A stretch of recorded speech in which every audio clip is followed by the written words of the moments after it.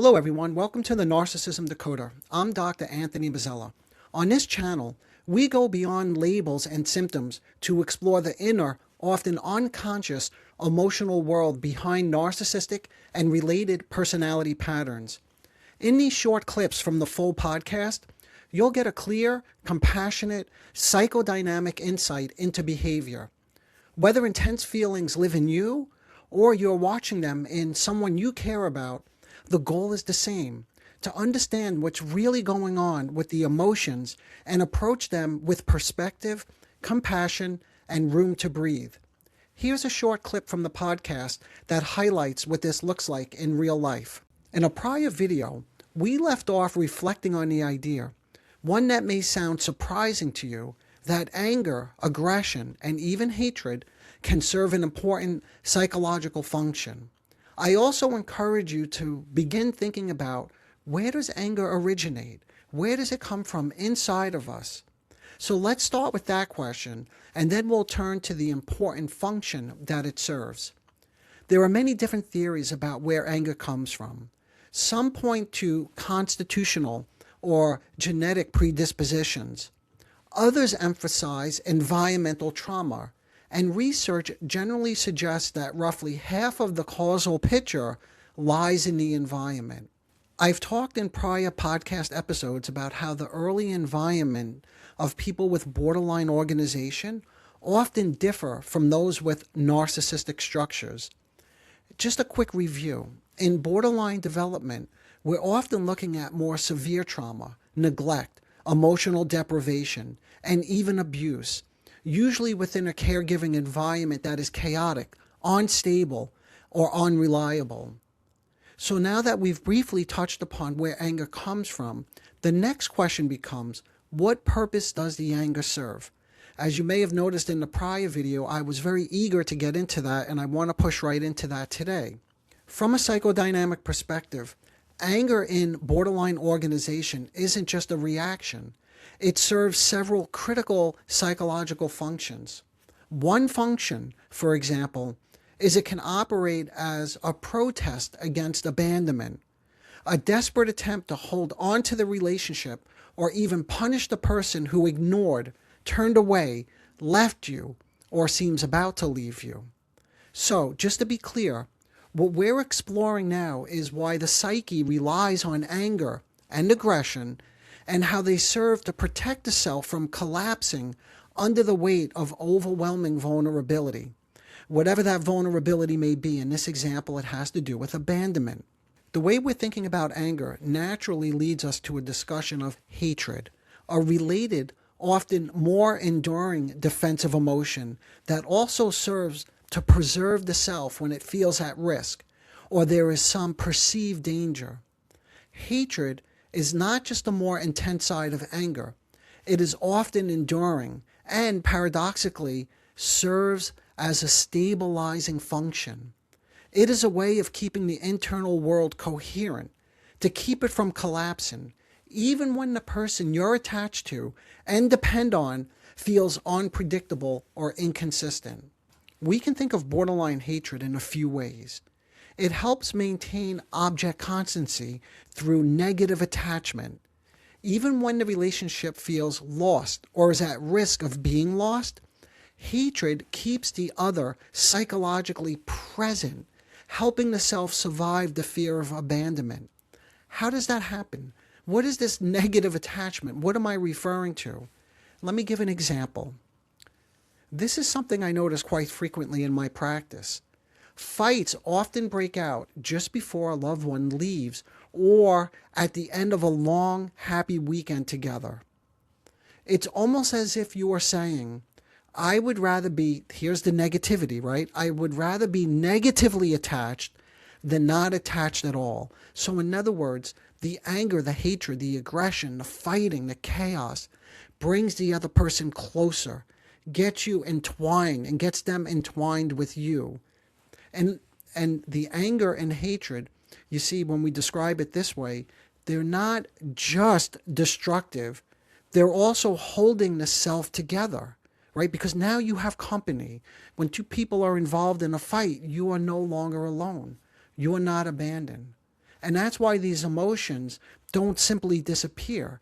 Even if someone goes to an anger management class, I'm sure you've heard of this before, or even when the anger and hatred cause tremendous relational pain, the anger and hatred or the rage does not just go away so easily. And what I'm saying is it's because it tends to help get you more organized. And in this one example that I'm using, what? To prevent you from a feeling of being abandoned, of being left. Okay, so we've talked about anger and hatred as forces that protect and stabilize the self in borderline organization. Now it's useful to think about one way anger and hatred differ, both within borderline as compared to narcissistic organization. In narcissistic organization, anger and even hatred are often ego dystonic. They feel shameful or uncomfortable to the person experiencing these emotions. There's usually some awareness that the feelings are not fully aligned with the ideal self. That is the image that the narcissistic person wants to maintain. An image of oneself as ideal, not angry and out of control. By contrast, in borderline organization, anger can become ego syntonic. See, remember narcissism, ego dystonic. In borderline organization, ego syntonic. It's experienced as completely acceptable because look at what you did to hurt me. You deserve to be treated this way. And then after the angry or aggressive storm passes, the rage is not viewed as feelings to be reflected on or explored. They're felt as necessary because the other person is experienced as truly abandoning, abusive, or malevolent or malignant, not just as a stand-in for someone from the past.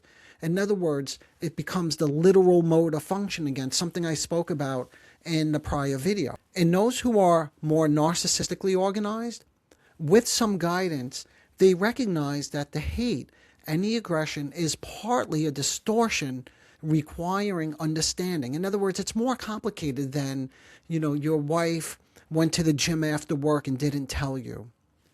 In short, the key difference is that borderline anger and hatred are often experienced as urgent, immediate, and ego syntonic. They're acceptable.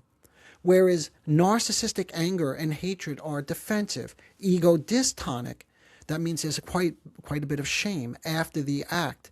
And then the capacity to reflect on what happened, with a little guidance, of course, and why they exploded in this way. So how do you handle it when these intense feelings show up in yourself or in someone you care about without getting swept away? What if instead of seeing anger as a problem, we saw it as a signal, a window into what's happening inside, unconsciously? In other words, not in your conscious level of awareness. Now let's think about what all this means for managing these intense feelings, whether you're someone who experiences them yourself or you're observing them in a loved one. If you're on the receiving end of someone else's stormy emotions, one of the most important things is having a steady presence. The goal is not to get swept up in the heat of the moment. When the anger shows up, you can start to imagine it not as just the problem. In other words, it's not just a problem. Yes, it is a problem, but it's also a signal. It often points to a rupture or strain in the emotional connection. Something has gone wrong in the relationship or in how you or the person feel seen, understood, or safe. So in other words, again, the anger or the aggression is the manifest presentation of a rupture or some sort of lack of attuned state. Some emotional connection has been ruptured, but you're not looking at that. All you see is the anger. So what I'm encouraging you to say is treat the anger like a signal. And this is one of the things that may be going on just below the surface. In that sense, anger is trying to communicate, even if it comes out as something overwhelming or destructive. It's a way of saying, I feel disconnected, unsafe, or unheard. And recognizing it this way can shift how you communicate what's really going on inside of you. If you're the one experiencing the anger, it helps to notice what's happening inside yourself without letting the feelings take over completely. It's about, one, staying aware of the intensity without disappearing or shutting it down so you could feel something, but two, not reacting to that intensity, not reacting impulsively, even when the anger feels overwhelming. And then three, observing your internal state, what's coming up, and why it might be happening now. A practical strategy in both narcissistic and borderline rage is to slow down and track the emotional shifts. Ask, what happened just before this feeling exploded? Or, what am I really reacting to right now? This can create small space to reflect rather than react. And that's the goal, reflection, not reaction, which makes a huge difference in how the situation unfolds. All of this leads us to another key factor, rejection sensitivity. Research shows that perceived rejection strongly triggers rage in people with both narcissistic and borderline organizations.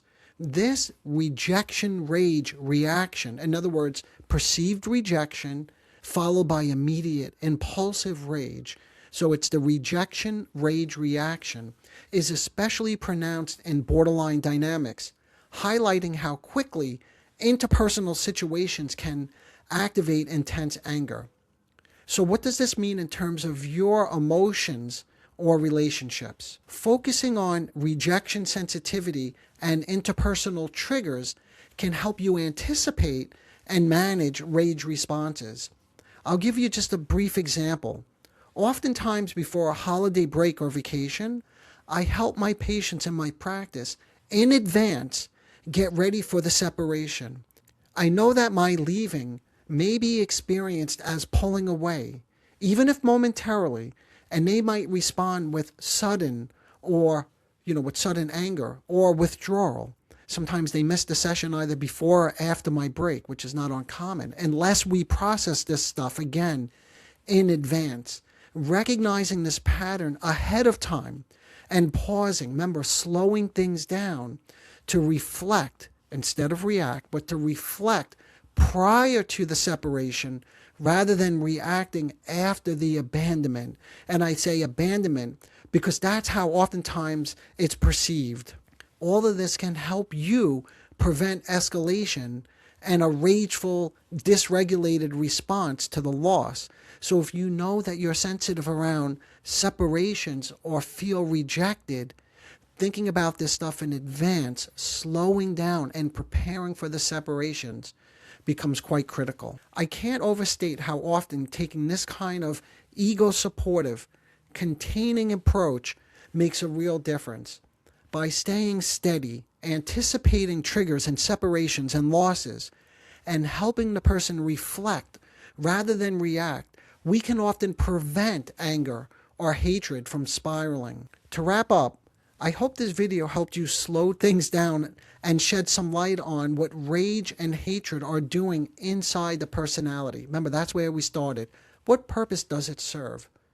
There's still so much more to say, but I hope I've begun to highlight how these dynamics differ in borderline and narcissistic organizations.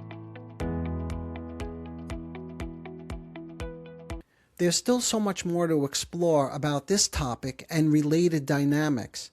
If you're finding this discussion helpful and you want to learn more about the various facets of narcissism and related personality organizations, please subscribe to the channel so you don't miss the next video clip. If you want to do an even deeper dive, check out my podcast. I go into far more detail there. Okay, until next time, take care of yourself. Bye for now.